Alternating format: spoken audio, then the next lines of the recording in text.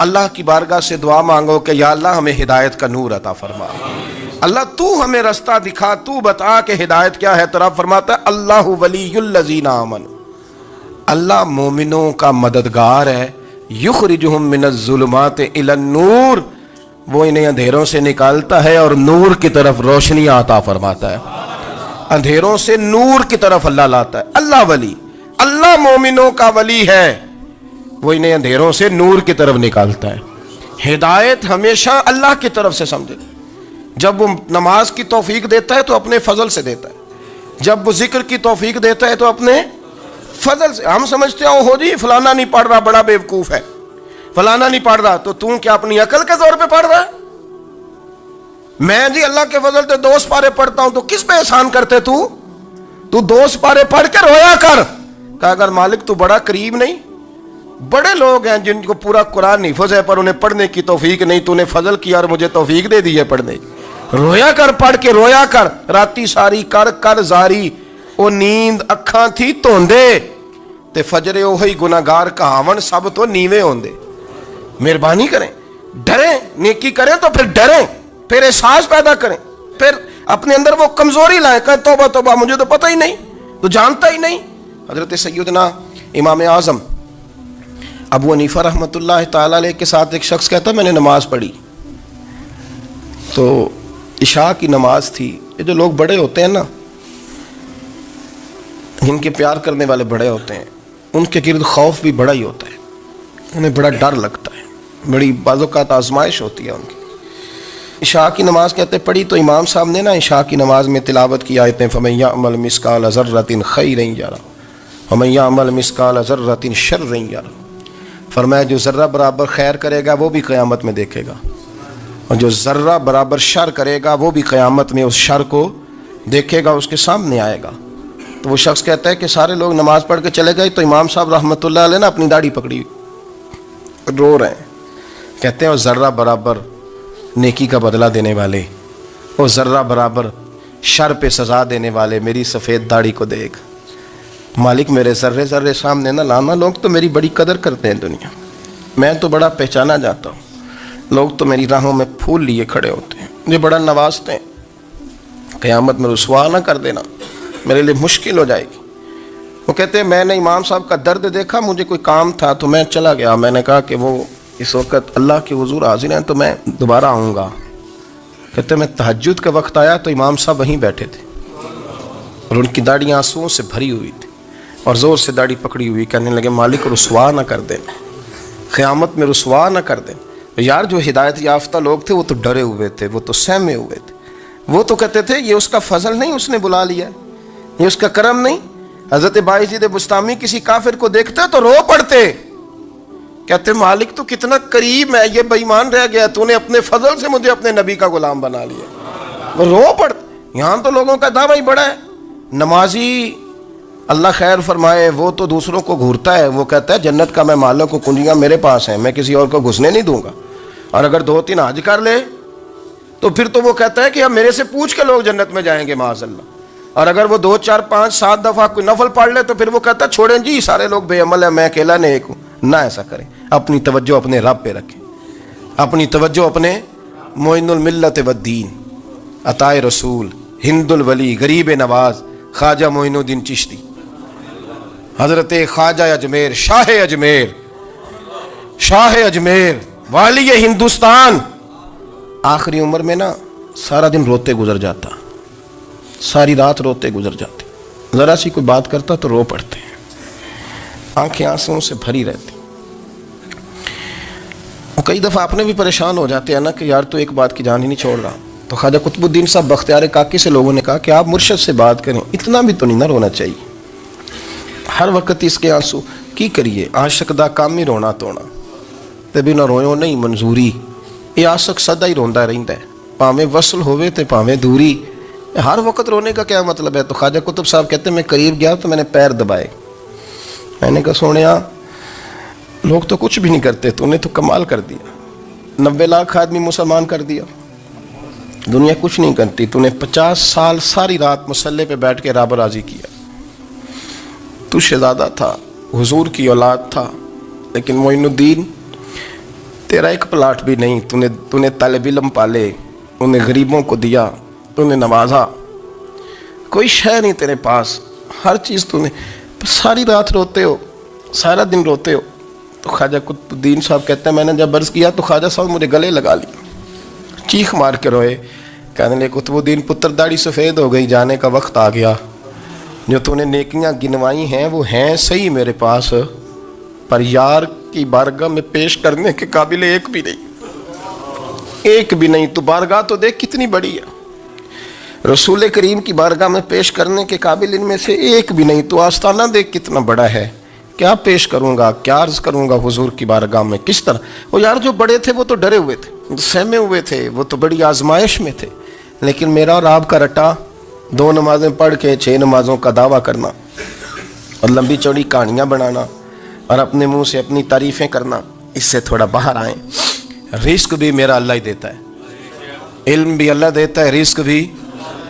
बड़े बड़े फ़कीरों को मालदार होते देखा, बड़े बड़े मालदारों को फ़कीर होते देखा, बड़े बड़े। मेरे एक बड़ा सखी किस्म का सज्जन है, बड़ा प्यारा है, मैं उसे सखी मानता हूँ। मैंने अपनी परेशानियों के दिनों में भी उस शख्स को सखी देखा। एक दिन रात को मुझे टेलीफोन करके कहने लगा किधर हो, मैंने कहा मैं घर हूँ। नहीं अक्सर सफ़र में होते हो ना। और मैंने कहा तबीयत कैसी है, ठीक है, बस हाल चाल पूछना था। मैंने समझा, मैंने कहा यार ये कोई मसला है, वरना रात के 2 बजे कोई हाल पूछने को फ़ोन तो नहीं ना करता, कोई मतलब ऐसा तो मसला नहीं ना। तो मैंने बैक कॉल की, मैंने कहा यार मेरी बात सुन, मसला क्या। कहने कुछ नहीं दिल कर रहा था। मैं कहा मेरी गल सुन, रहे हैं असी 4-5 साल कट्ठे, मैं तेन जानना, असल बात कर। कहने लगा मकान भी बड़ा है, सारा कुछ ठीक है, पर वो बड़ा ही बेनियाज है, कुछ हालात इस किस्म के आ गए हैं कि लोगों को बताऊं भी तो लोग मानने को तैयार नहीं, ज़्यादा नहीं, मुझे ना थोड़े से पैसों की ज़रूरत है, कोई 15-20 हज़ार अगर मिल जाएं, मेरी ज़रूरत। आप यकीन करें मैं रोता रहा सारी रात। मैंने कहा मेहरबाना तेरा किस तरह करांगे, इससे लेके ज़माना इस्तेमाल करता था, पर बेपरवाही वेख ना सज्जड़ दी, जिथे किसे दी पेश ना जावे, उन्हें ताजा वाले दर दर रोले ते मंगते तख्त बिठावे। सजना किसी नूं कारा मिल दई, कोई काबे खाली आवे, वल्लाहु खैरुर राज़िकीन। वो कहते तू दाएं बाएं ना जा, रिस्क तो तुझे मैं दूंगा, मैं हूँ बेहतर रिस्क देने वाला। बड़े बड़े बादशाह, बड़े बड़े शहनशाह, बड़े बड़े लोग, हाथों में कासे, फ़कीरियाँ। उम्मे रबिया क्या करती थी, बड़ी नेक और साले खातून थी। वो कहती हैं कि मैं ना बड़े अमीर आदमी की बीवी थी, अपने शौहर के साथ छत पे बैठी थी, तो नीचे फ़कीर मांगने वाला आया, उसने बड़े दर्द से सदा की, तो मैंने अपने शौहर से कहा कुछ दे दें। कहा दफ़ा कर, इन लोगों ने धंधा बनाया हुआ है।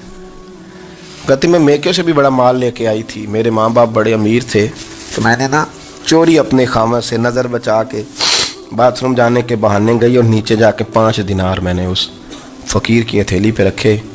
कहते उसने 5 दिनार देखे, फिर मेरी तरफ देखा तो मैंने उसकी आंखों में आंसू चमकते देखे। कहने लगे बीबी रब तेरा भला करे, मैं 3 दिनों का भूखा हूँ। कि वो चला गया, मैं घर आ गई, बाहर आई तो मेरा शौहर कहने लगा तू इतनी अब इतनी तू तेज़ हो गई है और तू इतनी खुद मुख्तार हो गया, मेरे बगैर पूछे माल खर्च करेगी, जा तुझे 3 तलाक़ें। कहती मैं बालदार और वज़ादार बाप की बेटी थी, तलाक लेके घर आई तो मेरा बाप टूट गया, चारपाई पे चला गया। ओहो ये क्या बन गया। कहती बड़ी तकलीफ़ रही। 1-2 साल के बाद मेरे अब्बा ने मेरी शादी कर दी। अब जिस शौहर के पास गई वो बड़ा नेक था, परहेजगार था, अल्लाह ने बेहतरीन सिला दिया। कहती छत पे बैठी थी, दरवाजे पे फ़कीर आया तो मैंने शौहर से कहा कुछ दे दूँ। कहने लगा 5 ना देना, 15 देना, 20 देना, मैं फ़कीर हूँ, मैंने फ़क्र से दौलत देखी है, इसे खाली ना लौटाना। कहती है कि मैं नीचे गई और जब मैंने उसकी तरफ दिनार बढ़ाए तो मेरी चीख निकली, पैसे फेंक के मैं बेहोश होकर गिरी। मेरा शौहर ने आके उठाया, अंदर ले गया, पानी मुंह पे छिड़का। कहने लगा तुझे क्या हुआ। कहने लगी ये जो मांगने आया ये मेरा पहला शौहर था, वही था जो कहता था कि तू 5 दिनार दे आइए, जा तुझे 3 तलाक़ें। पढ़ो ना हदीस पाक, मेरे नबी पाक अलैहिस्सलाम ने फरमाया एक बंदा गंजा था। गंजा कोई तरतीब आगे पीछे हो जाए तो मफ़हूम के लिहाज से, लेकिन मैं मफ़हूम उसका वाज़े करता हूँ। एक गंजा था, कोई शय नहीं थी, सर पे बाल भी नहीं थे, रोया करता था। اللہ تعالیٰ نے فرشتے کو بھیجا, تجھے کیا چاہیے؟ تو کہنے لگا بال آ جائیں اور تھوڑا مال آ جائے. فرشتے نے ہاتھ پھیرا تو بال بھی آ گئے, تو بکریاں بھی آ گئیں, لائنیں لگ گئیں, مال ہی مال ہو گئے. دوسرے کے پاس گیا, وہ کوڑا تھا. اس کو جا کے کہا کیا چاہیے؟ کہنے لگا شفا ہو جائے اور کچھ اللہ تعالیٰ آسانی کر دے. شفا بھی ہو گئی, گائیں بھی دے دی, بھینسیں بھی دے دی, مال ہی مال ہو. پھر ایک کے پاس گیا, وہ اندھا تھا, تجھے کیا چاہیے؟ اس نے کہا آنکھیں مل جائیں اور کچھ ساتھ اللہ مال دے دے. اونٹ ہی اونٹ ہو گئے. جب بڑا نواز دیا تو پھر مالک نے امتحان لینے کا ارادہ کیا. یاری تیری سونا ہے پر آزمائشاں بھی تیریاں اگ.